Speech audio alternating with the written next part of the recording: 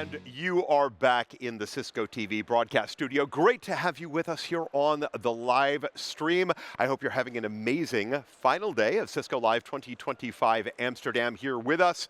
I'm Steve Moulter, and we have just wrapped another fantastic center stage session. This time we've been talking about green tech. How do we drive innovation and solve environmental challenges as we continue to move forward with technology, building our businesses, and moving into the AI future-proof era. Mary Desaki, John Copland, Patrick Muller, CEO of Core Power Ocean, a great partner. They are all on their way over from center stage to the studio right now. And in just a few minutes, they are going to sit down with Alpa Tankaria right here in the studio for an exclusive behind-the-scenes conversation for every single one of you. Before we get to that, though, let's go back out to the world of solutions and back out to the sustainability zone and our own Cedric DeValder. Hello, Cedric. I love that introduction, our own Cedric DeValder, Steve. It's great to be back here in the land of green. I'm going to keep referring to the sustainability zone that way. But it's really cool to learn something more about the circular economy. And again, I'm no expert, but I have one with me. I have Tasha with me, who is our sustainability engagement and partnerships leads here at Cisco. Tasha, how are you doing today? It's great to be with you, Cedric. Awesome, great. Well, so why don't we start off with what does circular economy really mean? Because Absolutely. I'm not too familiar. Yeah, I want everyone to understand exactly what the circular economy is. So we've come from a traditional linear model where you think about take, make, dispose.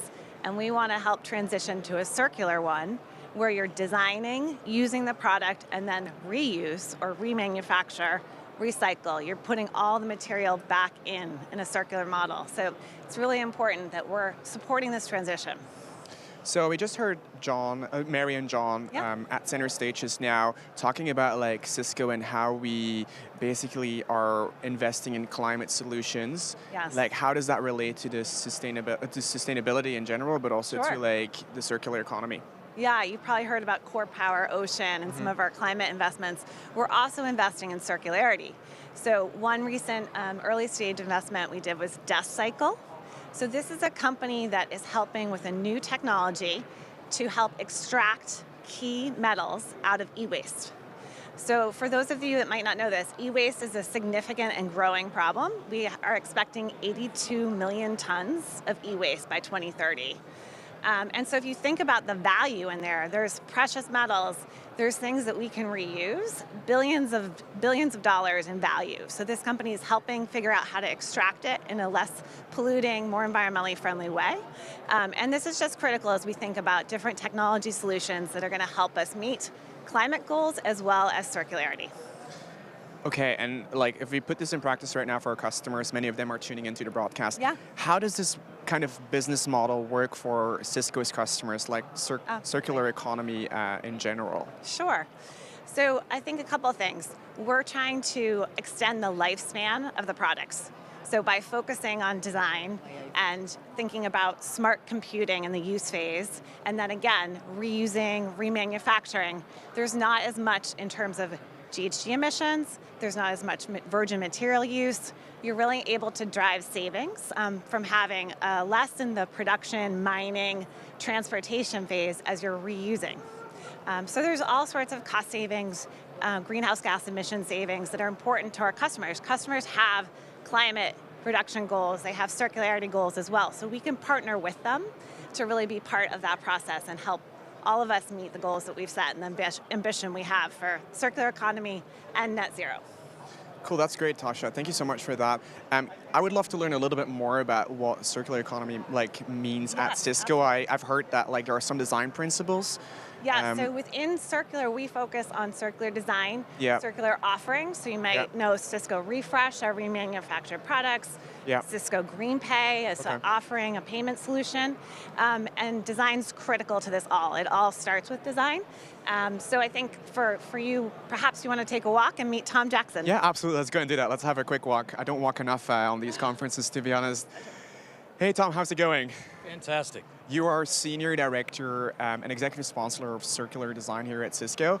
And I'm going to make sure that Steve can capture it on the camera. I would like to know a little bit more about which design principles we're following at Cisco related to circular economy. So our circular design program at Cisco has 5 key pillars.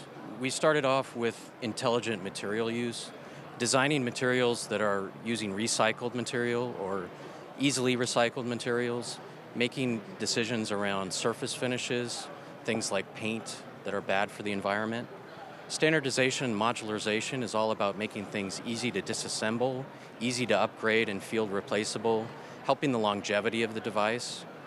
Packaging and accessories is all about materials and packaging, again, eliminating the use of foam, making things easy to recyclable, or making choices around regenerative materials like fiber-based boxes and cardboard. Smart energy consumption is all about reducing the amount of energy every product uses, creating intelligent energy use software like deep sleep modes. And then finally, disassembly, repair, and reuse is all about making a device that's easy to break apart at a take-back center like this and break down into its core materials that we can reuse again in the future value chain of that recycled material. So Tom, we only have a couple of minutes left, and I know that you have some really cool stuff behind you. So can you just show us, like, in like a couple of seconds, what actually, like how we at Cisco incorporate this into our product? Sure. So some of our products really exemplify some of those principles I just talked about. This UCS server has lots of easily replaceable and modular parts, like this fan module that can be removed just with a human hand, or a boot drive that is easily replaced if you need to upgrade in the field. This industrial switch shows intelligent material usage by eliminating paint and moving to black anodization. Okay. They also limited the use of the old foam that we used to use a lot at Cisco, which is garbage, and replaced it with 100% recycled thermoform end caps that are made from recycled laundry detergent bottles. Oh, awesome. That's awesome. Great. Thank you so much, Tom, for this. This is really great. I absolutely love the stand that we take on sustainability and on circular economy. Thank you so much, Tom, for this interview. We're throwing it back to you, Steve. Appreciate that, Cedric. Thank you so much. I love that you've been able to spend this much time in Sustainability Zone. Thanks to Tom. Thanks to Tasha as well for helping to walk us through that. We are celebrating another excellent center stage session here at Cisco Live 2025 Amsterdam, and we've got the hosts of that session that focus on green tech here with us in the studio with Alpa. We've got Mary, John, and Patrick just over to our left. Alpa, I'll send it over to you. Absolutely. Thank you, Steve. Honestly, I'm having the best morning meeting all these inspiring guests. So very warm welcome, Mary, John, Patrick. How are you all? Oh, fantastic. Thanks for having us. Oh, Yeah, thank you for being thank you. here. Great, be here. great center stage session as well. So thank you. How are you doing, Patrick? Good to be here. Good, Yeah. good. Well, I've got lots of questions. So as you can tell, I'm really excited to get stuck into them for you. I'm going to come to you first, Mary. Okay, so sustainability is really important for Cisco. What is your vision for how investing in kind of green tech supports Cisco's environmental sustainability strategy? You know, we call our sustainability strategy the plan for possible because we know it is achievable and possible. And there's really three key pillars. One is, how do we accelerate the adoption, the use of clean energy? We know our products and solutions can really help make this happen. And we ourselves at Cisco has adopted a lot of clean energy. The second is all about circularity. How do we further embed circularity into our system? How do we make our products more modular, more easily disassembled and assembled, better energy efficiency all the time? But the last one is all about investing in resilient ecosystem. But one of the key things when you think about powering an inclusive future for all, you've got to imagine, well, what does 2030, 2040, 2050 look like? And one of the key things is imagining and actually making the technology that we're going to need available when we need it. And that's why investing is critical. To be able to imagine the new technology, imagine how we're going to power our products around the world, and ultimately create that inclusive future. And keep a step ahead. Yes. Constantly thinking. Yes. I love that, Mary. Thank you. So, John, I'm going to come over to you. When you look at innovation in this space, what are some of the key constraints that you face? So certainly one of the issues is the power grid itself. It's still in many cases an old technology. It's a machine from the 19th century in some cases, and we're trying to bring it to the 21st century. Right. And so having a steady, reliable power system that's renewable is a huge challenge, and that's something that I think, Patrick, you're working to solve. There's a second thing, though, which is around the actual funding environment for these companies. So it's not, most of these companies are not software companies. They're hardware, deep tech companies. They're big machines that are trying to change the future. And that requires a lot of CapEx. it requires investors who really understand those spaces and those technologies and are willing to also provide patient capital.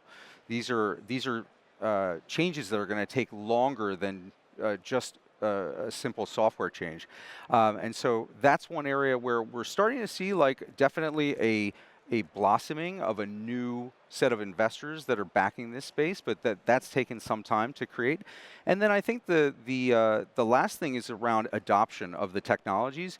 What we need in some cases is for governments or industry bodies to provide some kind of either subsidy or rule changes that promote these technologies. And without that, there can be some kind of constraints. So those are the areas that I see that are the hardest to overcome. Are we seeing that emerging now, more kind of local support to enable that? Absolutely. There's a lot of, let's take the solar power revolution, right? That's a great example of how government and industry can work together to create a massive adoption of a new technology. Amazing. Thank you so much, John. Patrick, I'm really, really curious to know more from you because your solution is to harness energy from ocean waves. I mean, how beautiful Mother Nature is, right? To be able to give us the way to do that. How could this benefit Cisco and our customers? Yeah, I mean, if you look at renewable energy, it's fantastic to see how the cost of wind and solar has been coming down and how the volumes are now scaling. It can really provide a big part of our energy needs. The challenge now, though, going forward, is to take it from maybe half of the hours of the year getting covered by wind and solar to find the additional solutions that can take you all the way to covering 24/7 clean electricity. And many of the data centers have pledged to do that, some of them by 2030, some of them by 2040. And we do see that ocean energy and wave energy in our case can play a major role in adding a complementary and consistent power profile that can be used to fill the gaps of wind and solar and hence create a fully sustainable clean energy mix that can power, for instance, data centers all around the year. Absolutely fascinating, isn't it, when you think about this concept and how much it can change the world and change how we operate personally, socially, and of course in our business environment. So I'm curious to know from each of you, is there anything, one key thing that you could tell our viewers today that are listening that's top of mind for you and that they could think about and take away with them? What would that be? I think we've all been living through these last couple of months or years and think about the opportunity that generative AI can provide, whether in solving some of the biggest health issues or really providing more and more great information to support severe weather. The way we're going to achieve that opportunity is really thinking through how we invest and encourage this clean energy. So it's possible, and now's the time to start investing. Lovely. Thank you, Mary. And yourself, John? Oh, what I would say is that the answers are out there somewhere. They may be in a university, in a lab. They may be with a small company, but they're going to be huge someday. And so it's really about finding the answers, finding where they've already been solved, and scaling them up. Lovely. And finally to you, Patrick, please. A key takeaway that you'd like our viewers to know? I mean, with the generative AI, as we talked about, the amount of energy that data center is going to be needing is just enormous.